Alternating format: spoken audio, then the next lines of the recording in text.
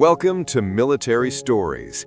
Today's story is one of the most unbelievable you will ever hear. It's a story from an age of iron and blood, the American Civil War. We think of that war as a conflict of men, of grizzled veterans and young recruits lying about their age, maybe 18, 17, 16 at the youngest. But what if I told you about a soldier who wasn't just a man, who wasn't even a teenager? A soldier who stood in the firing line, who was praised by generals, and who became a national hero, all before he was 13 years old. This isn't a myth. This is the story of the youngest non-commissioned officer in United States history. This is the story of Sergeant John Lincoln Clem. The question isn't just how he did it, but what happens to a boy who was forced to become a man in a single, terrifying instant. It all begins in Newark, Ohio. It's 1861. The nation has just torn itself in two, and a wave of patriotic fever is sweeping the North. 9-year-old John Clem watches as the men of his town march off to war. He's a boy with nothing to lose. His mother had died in a train accident, and his home life was broken. He saw the army not as a place of death, but as an escape, a family, a purpose. So, at 9 years old, he ran away from home and tried to enlist. The commander of the 3rd Ohio Infantry looked down at the tiny, determined boy and, trying not to laugh, told him, "I'm not enlisting infants." Johnny tried another regiment. They turned him down, and another, but Johnny didn't give up. He found the 22nd Michigan. When their commander also refused to formally enlist him, Johnny just stayed. He tagged along. He refused to leave. The soldiers, amused and then impressed, adopted him as their unofficial mascot.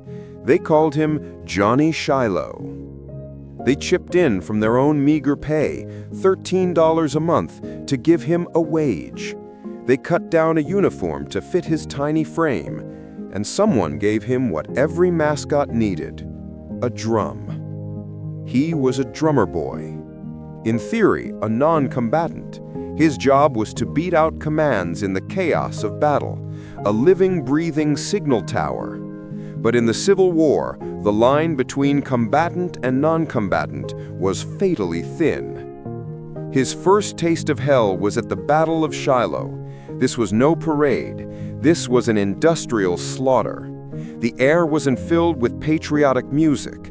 It was filled with lead, the screams of men, and the thud of cannonballs. During the battle, a piece of shrapnel tore through his drum, knocking him unconscious. When he awoke, the battle had moved on, and he was surrounded by the dead and dying. He was 10 years old. The 22nd Michigan was so impressed with his resilience, his refusal to run, that they officially allowed him to enlist. He was now, at last, a soldier. But it was 1 year later, in the bloody forests of Georgia, that the boy became a legend. The Battle of Chickamauga. The name itself, from the Cherokee language, is said to mean the River of Death, and it lived up to its name. The battle was a disaster for the Union. The lines were breaking, the command structure was in chaos, and regiments were being cut off and slaughtered. Johnny Clem, now 12 years old, was in the thick of it with the 22nd Michigan. They were in full retreat, a desperate running fight for survival. Again, a Confederate shell exploded nearby. His new drum, his symbol of childhood, was shattered, blown to pieces. This is the moment the mystery begins. This is the moment the boy disappears. Something inside Johnny snapped. He was no longer a mascot. He was a veteran of Shiloh. He had seen enough death. He wasn't going to run. He threw down the remnants of his drum. He found a musket dropped by a fallen soldier. It was almost as tall as he was. An officer, seeing him, had supposedly sawed off the barrel to make it more manageable size for the boy. He was now armed. As the Union forces scrambled, a Confederate regiment led by a hard-charging colonel was closing in. They were sweeping the woods, capturing fleeing Yankees. The Confederate colonel saw a small figure in a tattered blue uniform running. He saw an easy prize. He spurred his horse forward, drew his saber, and shouted over the din, "Surrender, you little Yankee devil!" Johnny stopped. He turned. He raised the sawed-off musket. His hands, they must have been shaking. This wasn't a drumstick. It was 3 feet of iron and wood designed for one purpose. He looked down the barrel at the thundering horseman. He was 12 years old. He pulled the trigger. The colonel was thrown from his horse, dead before he hit the ground. The Confederate soldiers, seeing their leader shot down by a child, froze. It was just a moment, a single second of disbelief. But it was enough. The shockwave of what had just happened gave the retreating Union soldiers a few precious seconds to escape. Johnny Clem, the boy who had just killed a man, slipped away into the chaos. The story spread like wildfire. The newspapers back north, desperate for a hero in the midst of a bloody stalemate, found one. They called him the drummer boy of Chickamauga. He was a symbol of defiance. He was the small, brave heart of the Union. General George H. Thomas, the Rock of Chickamauga, promoted him on the spot to the rank of sergeant. At 12 years old, John Lincoln Clem was now the youngest non-commissioned officer in the U.S. Army history. He was given a tiny custom-made sergeant's uniform and a new title. He was a celebrity. But the war wasn't over, and celebrity is not a shield. Just a few weeks later, Sergeant Clem was captured by Confederate cavalry. His celebrity worked against him. The newspapers had made him famous, and his captors knew exactly who he was. They stripped him of his uniform. They paraded him as a trophy. "Look, this is what the Union is reduced to. They send babies to fight us." He was eventually part of a prisoner exchange, but the war had marked him. He would be wounded twice more in combat before he was finally discharged in 1864. He was 13 years old, and he was a veteran of some of the worst battles in American history. But here is the final, most human part of his story. The war ends.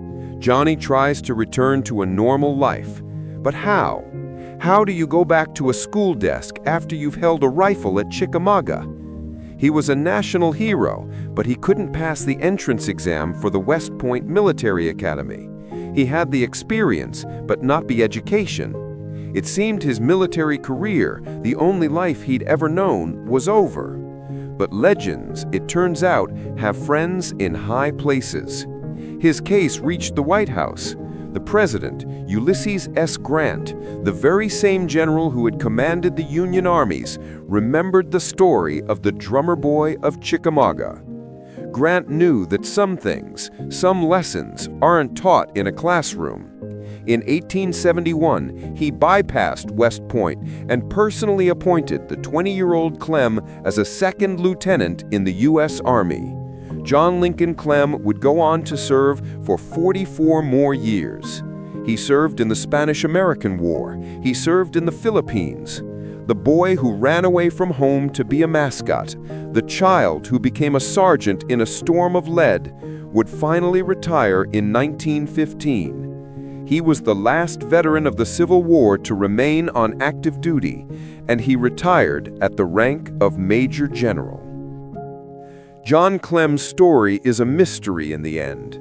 It's the story of a boy who craved a family so much he found one in an army. It's the story of a nation so desperate it turned a child into a killer and then into a hero. He was a legend, but he was also a boy who was never allowed to be one. The Civil War is full of forgotten figures and unbelievable stories of valor against impossible odds.